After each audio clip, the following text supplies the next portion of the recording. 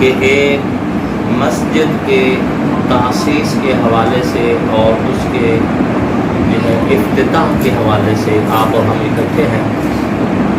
جب خیر کی کوئی بھی محفل ہو تو خیر کی محفل میں مفسرین نے لکھا ہے کہ اپنے لیے کچھ نہ کچھ مانگ لینا چاہیے، اور اس پہ انہوں نے حوالہ جو دیا ہے وہ حضرت بی بی مریم کا دیا۔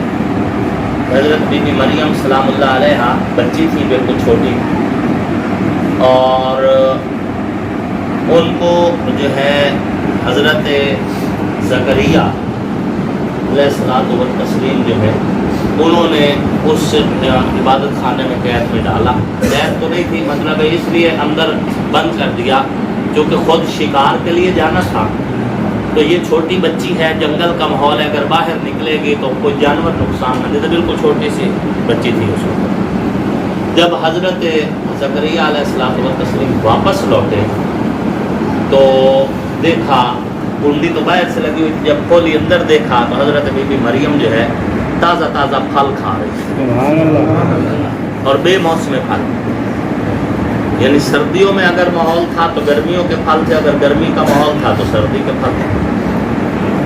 تو حضرت سیدنا زکریا علیہ الصلوۃ والتسلیم بڑے حیران ہوئے اور انہوں نے پوچھا انا لکی ھذا، اے مریم یہ تجھے کس نے دیے ہیں؟ حضرت بی بی مریم نے فرمایا ہوا من عند اللہ، یہ مجھے اللہ نے دیے۔ تو حضرت زکریا بھی چونکہ پیغمبر تھے، وہ سمجھتے تھے نہ دروازہ کھلا ہے، نہ الماری کا ماحول ہے، نہ روشن دان ہے، تو بغیر واسطے کے جو رزق دینے والی ذات ہے وہ صرف اللہ کی۔ واسطوں کے ساتھ تو ظاہر ہے باپ بیٹوں کو رزق دے رہا ہے اور منتظم جو ہے زیر انتظام لوگوں کو رزق پہنچا رہا ہوتا ہے، لیکن بغیر واسطے کے جو ذات پتھر کے سینے میں رہنے والی مخلوق کو بھی رزق دیتی ہے اسے اللہ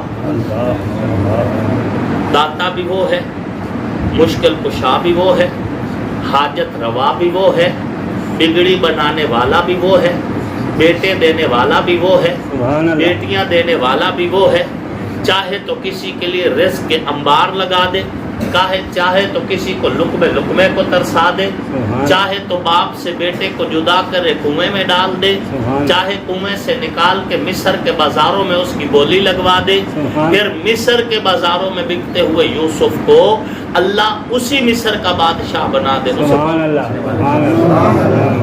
وہ بے مثل بھی ہے، بے مثال بھی ہے، لازوال بھی ہے، با کمال بھی ہے، جمیل اور با جمال بھی ہے، وہ رازق بھی ہے، رزاق بھی ہے، خالق بھی ہے، خلاق بھی ہے، سامع بھی ہے، سمیع بھی ہے، علیم بھی ہے، بصیر بھی ہے، اور جیسا کہ اس مسجد کا نام ہے المتکبر بھی ہے، کہ اونچائیاں، بلندیاں، عزتیں اور اعلیٰ اور اولا پن جچتا ہی اسی کو ہے، کبریائی اسی کی چادر ہے، ہم سب اس کے در کے فقیر ہیں، ہم سب اس کے در کے منگتے ہیں، داتا اللہ کی ذات ہے، ہم تو منگتے ہیں یا ایھا الناس انتم الفقراء الی اللہ، کائنات میں بسنے والے لوگوں تم سب اللہ کے در کے فقیر ہو، دینے والا اللہ کی ذات ہے۔ حضرت پیر سید نصیر الدین نصیر رحمۃ اللہ علیہ گولڑا شریف والے وہ فرمایا کرتے تھے کہ انبیاء اولیاء اہل بیت نبی، انبیاء اولیاء اہل بیت نبی، تابعین و صحابہ پہ جب آ پڑی، گر کے سجدے میں سب نے یہی عرض کی تو نہیں ہے تو مشکل کشا کون ہے، سب کا داتا ہے تو، سب کو دیتا ہے تو، تیرے بن سب کا حاجت روا کون ہے۔ اللہ کی ذات ہے، اس اللہ نے کرم کیا اور یہ مسجد آپ کو مہیا کر دی۔ اللہ رب العزت ان معاونین کا تعاون قبول فرمائے جنہوں نے تعاون کیا اور یہ مسجد تعمیر ہو گئی، جن صاحبان نے زمین کا اور یہ حصہ مختص کیا اللہ ان کی یہ قربانی قبول فرمائے. سبحان اللہ. جنہوں نے اس کے بنانے میں اپنے دامے درمے قدمے سخن جس اعتبار سے حصہ ڈالا، اللہ سب کا حصہ قبول فرمائے. اور جو نیت رکھتے ہیں کہ ہم نے اس مسجد کو آباد کرنا ہے اپنے سجدوں کے ذریعے سے، نمازوں کے ذریعے سے، اللہ ان کو بھی ان کی نیت کا اجر نصیب فرمائے. آمین آمین. سامعین محترم، یہ اللہ کی دین ہے، اللہ کا احسان ہے. تو فرمایا یہ رزق کہاں سے آیا؟ مریم. فرمایا ہوا من عند اللہ، اللہ کی جانب سے آیا. تو حضرت زکریا کو سمجھ لگ گئی کہ قبولیت کے لمحے ہیں، فوراً دعا کے لیے ہاتھ اٹھا دیا. سبحان اللہ. اے اللہ، بے شک میں بوڑھا ہو چکا ہوں اور بیوی بھی میری عجوز ہو گئی ہے. ایک ہوتا ہے ضعیف، عجوز. ضعیف اور عجوز میں فرق ہے. ضعیف اس کو کہتے ہیں کہ جو بوڑھا ہو، اور عجوز اس کو کہتے ہیں کہ جو بالکل لاغر ہو، عاجز آ چکے، کھانا بھی نہ کھا سکے اپنے ہاتھوں سے، چل پھر بھی نہ سکے، اسے عجوز کہتے ہیں. بیوی بھی قرآن کے لفظ عجوز کے کہ بیوی بھی عجوز ہو گئی ہے، عاجز ہے. لیکن اے اللہ، بغیر روشن دان کے، بغیر واسطے کے تو مریم کو رزق دینے پہ قادر ہے.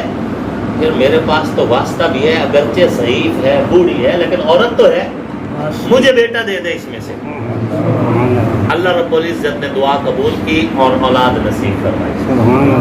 اولاد نصیب فرمائی. یہ واقعہ لکھ کے مفسرین لکھتے ہیں کہ جب بھی کبھی آپ کسی درس قرآن میں ہوں، آپ درس حدیث میں ہوں، یا ختم قرآن کی محفل ہو، یا پھر جیسے مسجد کا افتتاح ہو رہا ہے ایسے، یا کسی درس گاہ کی افتتاح، ایسے موقع پر آپ اپنے لیے مانگ لیا کرو.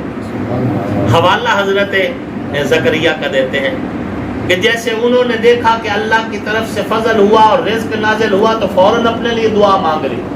اسی طرح جب آپ ایسا اللہ کا فضل دیکھو کہ مسجد بن گئی، یا کسی نے قرآن پاک مکمل کر لیا ہے، یا تعلیم کے اعتبار سے مکمل ہوا، دورہ حدیث کی محفل ہے، ایسی محفلوں میں بھی آپ اپنی دعا مانگ لیا کرو کہ ایسی محفلوں میں مانگی ہوئی دعائیں اللہ رد نہیں فرماتے.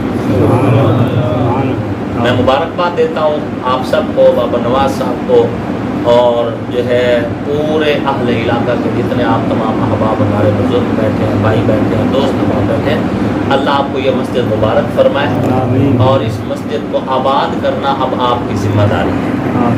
تو اس مسجد کو، جسے مسجد المتکبر کا نام دیا گیا ہے، اس کو آپ نے سجدوں کے ساتھ آباد کرنا ہے اور نمازوں کا پورا اہتمام کرنا ہے.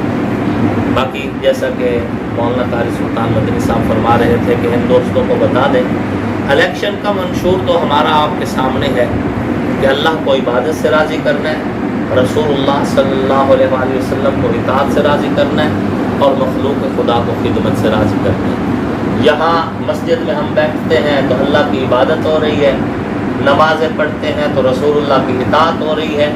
اور جب ہم فیلڈ میں رہ کے عوام کے لیے محنت کرتے ہیں، کوشش کرتے ہیں، نتیجہ تو اللہ دینے والا ذات ہے نا، ہماری ذمہ داری تو کوشش کرنا ہے. تو وہ خدمت خلق ہے. اور پورے قرآن پاک کا خلاصہ بھی یہی 3 جملے ہیں: اللہ کو عبادت سے راضی کر لو، رسول اللہ کو اطاعت سے راضی کر لو، اور مخلوق خدا کو خدمت سے راضی کر لو. آپ حضرات کے پاس ٹائم ہے، اور بہت زیادہ ٹائم نہیں ہے، آپ بالکل تھوڑا ٹائم ہے. اس میں آپ اپنے جتنے تعلق دار ہیں سب کو ابھی سے رابطہ کر لیں، ابھی سے رابطہ کر لیں. بعد میں جب کمپین شروع ہوتی ہے تو پھر دوسرے لوگ بھی بھاگ دوڑ شروع کر دیتے ہیں، اور اس کے بعد پھر وہ فائدہ حاصل نہیں ہوتا جو ابھی ہو سکتا ہے. اس لیے اپنے جتنے تعلق دار ہیں، جتنے رشتہ دار ہیں، جتنے جاننے پہچاننے والے ہیں، سب دوستوں کو آپ ابھی سے ان کی کنڈی کھڑکائیں، ان کے دروازوں پہ ابھی سے دستک دیں. انشاءاللہ منزل آپ کی قریب ہے، منزل دور نہیں ہے انشاءاللہ عزیز. بہت اچھا رسپانس مل رہا ہے. اور پھر اگلی بات یہ ہے کہ ہم کیا ہیں، ہماری اوقات کیا ہے، ہماری تو کوئی حیثیت ہی نہیں. بات تو یہ ہے کہ دل اللہ کی انگلیوں کے پوروں کے درمیان ہے. حضور نے فرمایا دل اللہ کی انگلیوں کے پوروں کے درمیان. تو اللہ سے مانگتے رہیں گے تو اللہ نے یوں ہی کرنا ہے، اور لوگوں کے دل پھر جانے ہیں. اس لیے دعاؤں کے اہتمام بھی پورا رکھیں، اسباب کے درجے میں کوشش بھی پوری کریں. اللہ آپ کو نفع دے گا، اللہ آپ کو فتح دے گا، اور آنے والا الیکشن انشاءاللہ آپ لوگ جیتیں گے. اس وقت تک ہم نے بھرپور محنت کرتے رہنا ہے. اللہ کسی کی مزدوری کھاتا نہیں ہے, اللہ کسی کی محنت کو ضائع نہیں کرتا. ضرور بے ضرور آپ کو آپ کی محنت کا ثمر انشاءاللہ اس بار ملنے والا ہے. اللہ رب العزت آپ کو ہم سب کو دنیا آخرت کی بھلائیاں اور عزتیں نصیب فرمائے. وما علینا الا